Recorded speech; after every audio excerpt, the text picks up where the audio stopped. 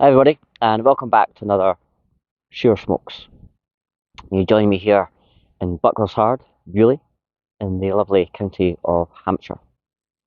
And before we came to Bucklershard, we did a little bit of a whistle-stop tour, and here's a couple of videos just to show you where we've been. Hi everyone, and you join me here in the grounds of the St Michael and All Angels Church here in Lyndhurst. Now Lyndhurst is known as the capital of the New Forest, and this goes back to the days of William the Conqueror, where he set up his hunting grounds in this area. And a rather nice drive into Lyndhurst this morning. I'm very lucky that I have my daughter Millie, who's driving me around on this little whistle-stop tour of Hampshire. And here's a little clip just to show you what the New Forest has to offer.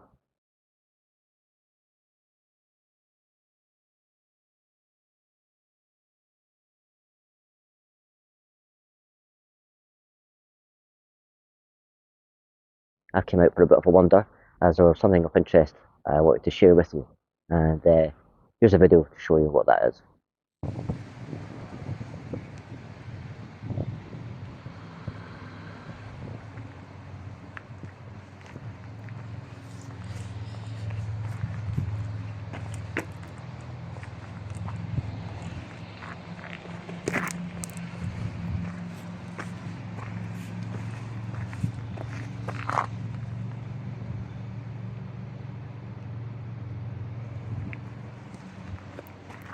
So there you have it, the final resting place of Alice in Wonderland.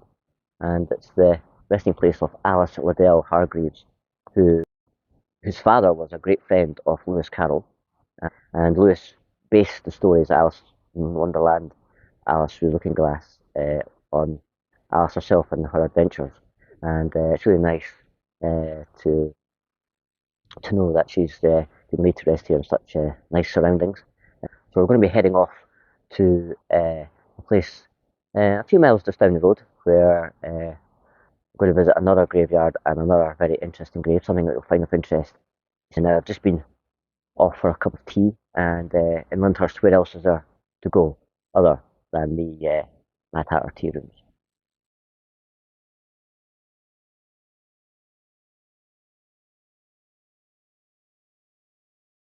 I'm going to head off now, catch up with Millie, and we're going to head off to our next destination. So please hang around and catch me there.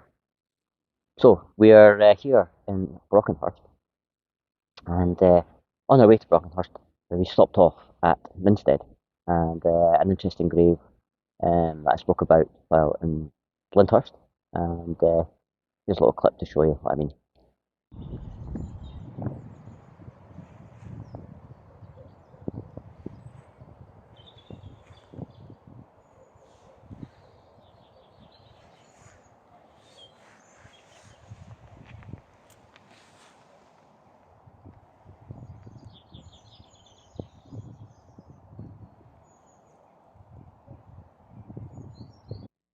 So yeah, the last resting place of Arthur Conan Doyle.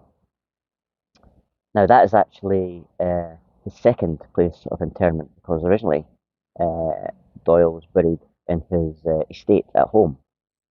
So when he stopped writing fiction, Doyle became very interested in spiritualism and wrote a few articles and books on that subject. Along with his wishes, was buried upright in his garden in the estate. And when the manor was sold, the family came to an agreement with the Church of England, and he was buried in Minstead. And as you can see from the video, it's quite a pleasant spot. But as I say, we've come now to Brockenhurst, a few miles along the road, with my driver, Millie. Hello. And so we're here in Brockenhurst, and another grave I wanted to share with you. A rather interesting story, a bit of a folk hero, and here's a close-up.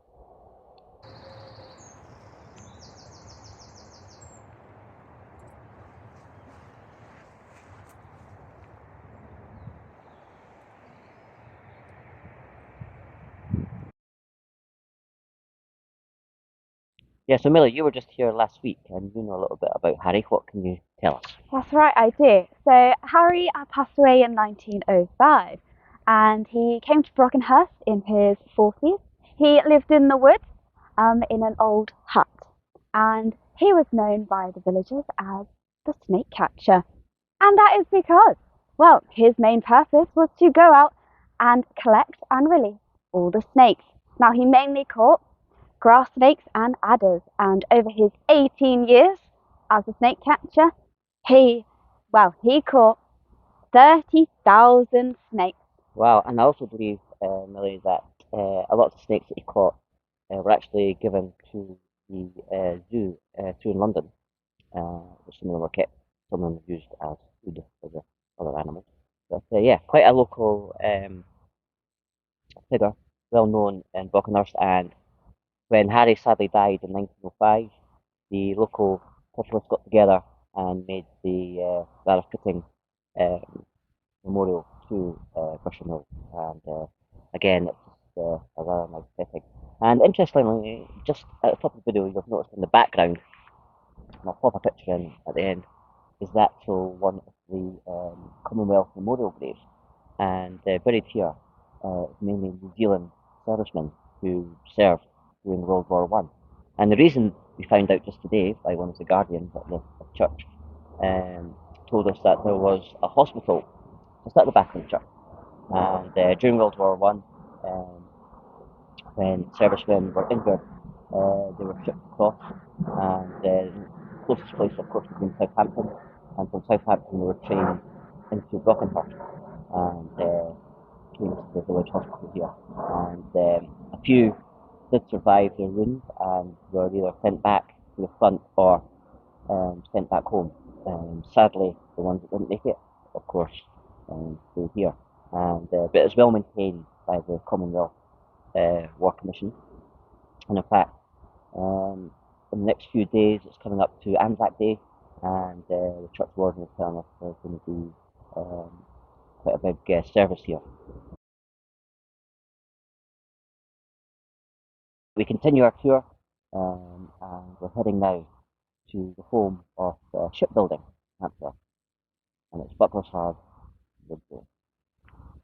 Hang on, catch us there. Thank you, Millie, for that. No worries. Thank you for having me. Your pleasure. So, as you've seen from the couple of videos there, as well as our driver and co-commentator, Millie is now chief camerawoman and doing a great job as we come to our final stop here in Bucklershard. And Bucklershard originally was known as Montague Town. The Duke of Montague raised this land primarily as a free trading post to trade with the West Indies.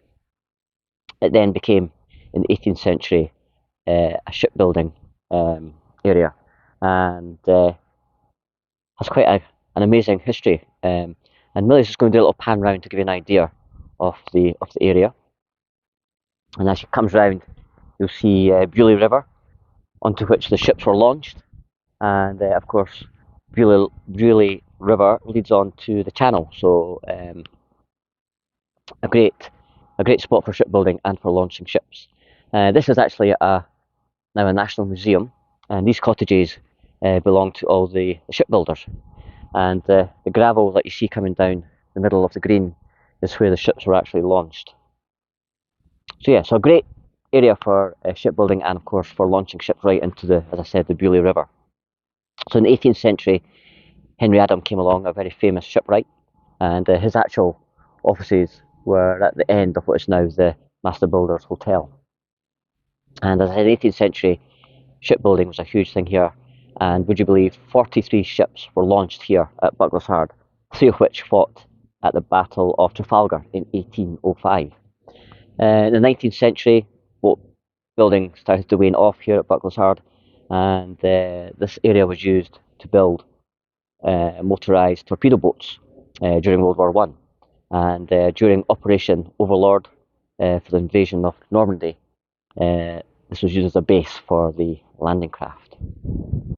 In the 1960s, Sir Francis Chichester, he set sail on his solo voyage around the world in the Tiger Moth. He set sail from these waters and arrived back after his solo journey. And there's quite a lot about that in the museum, which is just around the corner at the top of Bucklershard. and if you ever come to visit, it's well worth popping in there. In more recent times, another famous name that lived here in the early 90s is myself, Shearer Smokes. And Millie will just pan around and show you just above the chapel there was my flat. As for 3 years, I lived and worked here at the Master Builders Hotel as the chef. I also did some work for Lord Montague as well, but his manor, because all this, of course, comes under Bewley Estates. Um, so I've had a great morning out. The sun has kept with us. Been a couple of showers, but we've been lucky. We've ended here at Bucknessard in the sunshine, and it's just really nice to be walking down the grounds, especially with Millie, and boring the pants off her about my times here in the 90s. But yeah, some great memories of working and living here, especially in Hampshire, which is an area I still love to come down and visit. And hopefully, this video is giving you a little flavour of what it can offer. Now, my pipe that has accompanied me on this trip today has been the Savinelli cocktail, and in the bowl it has been the Savinelli English mixture. And keeping it fresh while I've been out and about is this rather lovely Stockerby pouch.